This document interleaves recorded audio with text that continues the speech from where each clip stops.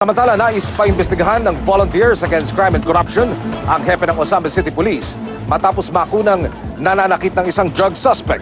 Sa naturang video, makikita si Chief Inspector Jovi Espinido habang pinagagalitan ang isa sa mga inarestong suspect. Paulit-ulit niyang pinalo ang dibdib at likuran ng suspect at pilit itong pinatatayo ng diretsyo. Sa isang punto'y pinalo pa niya ito sa ulo bago hinatak sa batok. Kuha ang naturang video nitong March 9 sa gitna ng isang drug raid sa Osamis City kung saan 6 ang dinakip ng mga otoridad. Sinisika po ng GMA News na kunilang pahayag ang pamunuan ng Philippine National Police, maging si Chief Inspector Espinido kasunod ng insidente. Si Espinido po ang dating hepe ng Albuera Leyte Police noong kainitan na issue sa pagkakasangkot umano sa droga nang namatay na si dating Albuera Mayor Rolando Espinosa Sr. Kaugnay po ng balitang yan, pinaunlakan po tayo para sa isang panayam. Makapiling po natin sa pamamagitan ng telepono ang hepe ng Osamis City Police, si Police Chief Inspector Jovi Espinido. Major Espinido, magandang hapon. Welcome sa QRT, sir. Hello, magandang hapon, sir. Magandang hapon sa lahat. Major Espinido, mayroon hong lumabas na amateur video. Nakikita po raw kayo doon. At di umano lumalabas ayon sa Volunteers Against Crime and Corruption sa kanilang statement. Nananakit daw ho kayo, sinasaktan, pinagbubuhatan nyo ng kamay itong isang drug suspect. Unang-una sir, nais ko pong makuha ang reaksyon ninyo ukol sa video na ito at ang pahayag ng VACC. Go ahead, Major sir. Alam mo, sir, kung natandaan ko lang yung sabi nila na naghuli ako sa judge, dati Judge Fernandez. Yung may time talaga na nakahuli kami kasama dyan sa loob ng bahay ng isang dating judge na kinain yung sachet ng drug.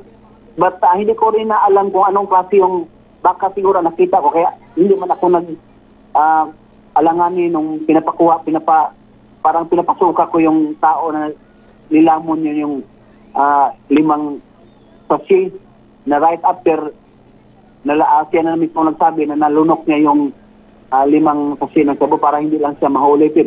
Pero sa akin naman, yun lang natandaan ko siguro na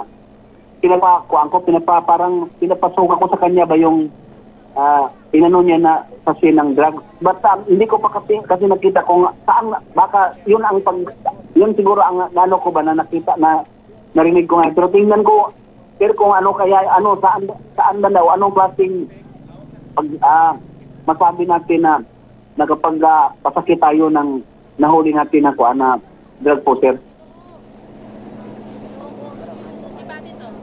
Ibig sabihin, Major Espinido, inaamin nyo po na kayo yung nasa video at inaamin nyo rin, sir, na pinagbuhatan nyo ng kamay itong drug suspect. Tama po ba? Hindi ko pa nakikita, sir, kung saan banda, kung anong klase ba. Basta may natandaan na ako na may pinapakuan ko na suspect ng posing sa drug na parang mapaluwa ko lang yung parang nilamon niya na pero hindi ko pa nakita yung sa ngayon na sinasabi mo.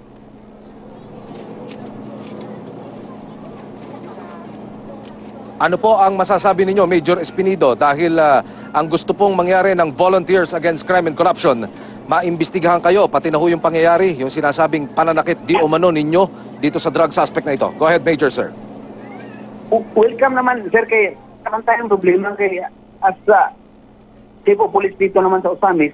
Hindi, welcome naman tayo kung gano'n. At least makita ko rin kung hindi man natin kung totoo yan na talagang natandaan ko na kung hindi ko pa lang nakita yung sinabi mo ngayon kasi sa cellphone ko lang nag-usap tayo. Siguro baka pagbigyan din ako ng pagkataon na makita ko kung anong klase yun na pagpapasakit ng suspect. Pero so far, anytime man, sir, walang problema. Welcome. Lahat na mag-imbestiga, wala man tayong problema dyan. Okay. Yung binabanggit nyo sa akin kanina, Major Espinido, na meron kayong nahuling drug suspect na di umano, nilunok nito yung ebidensya at pilit nyong ipinaluluwa sa kanya. Kung ito ho yung tao na yon, nasaan na po itong suspect na ito, Major, sir? Lahat ng suspect na kasama noon, nakahuli natin kasi kasama man sila sa posting sa posisyon sa dati or may judge ng Osamis City. Hindi sa City Jail sila lahat, sir, na kuha na natin na transfer natin sa city jail. Major Espinido, yes sir, bilang panghuli, with all due respect, kung kayo po ang tatanungin, wasto ho ba na pagbukatan ng isang alagad ng batas ang sino mang suspect sa mga pagkakataong kailangan nung maglabas siya ng ebidensya o umamin ho sa isang krimen? Go ahead, Major Espinido, sir. Hindi naman. Pero depende ba yan, sir? Alam mo, sa pulis, marami namang paraan ba na makikita natin kung wala naman siyang ginawa na masama at saka hindi lumaban, but bigyan ng ibang paraan para lang mapasakitan natin yung tao. Pero hindi sa atin nga dito talagang in-advise natin sa mga tao na talagang kung maganda lang ang pagkahuli, bakit parang saktan pa, no? Pero sa akin nga, in fairness naman, gusto ko lang makita kung anong klase ba na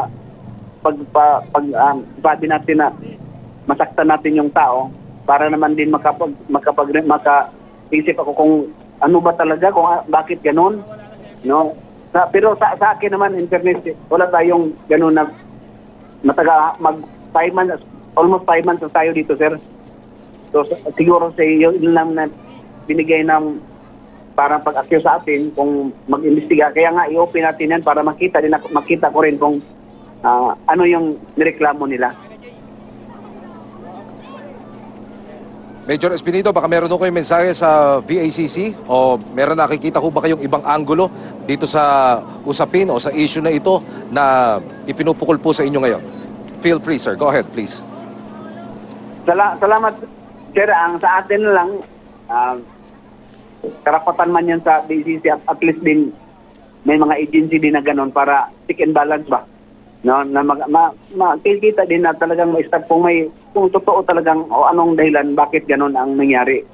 So at least din in fairness din sa nasaktan na mga suspect, at least may pamapuntahan din sila na ganun din ng mga agency. So I appreciate that, and they are also welcome sa ganun na mga investiga para at least mapabigyan din kung ano talaga ang makabigay din tayo, makaresolve out din tayo sa side natin kung saan banda at bakit nagaganon. So sa atin naman, ongoing man yung trabaho natin, but dito isa man lang, natandaan ko kung hindi February yan o January, nakahuli tayo ng matagal-tagal na tapos lumabas. Okay rin, walang problema, pero hindi naman ako magsabi kung politika, hindi man tayo politiko, pero there is something behind that kind of mga information na lumabas at saka mga news ngayon na lumabas sa inyo. Okay lang sa akin yan, no problem. Mga kapuso, ang hepe ng Osamis City Police, si Police Chief Inspector Jovi Espinido. Major Espinido, maraming salamat. Magandang hapon po.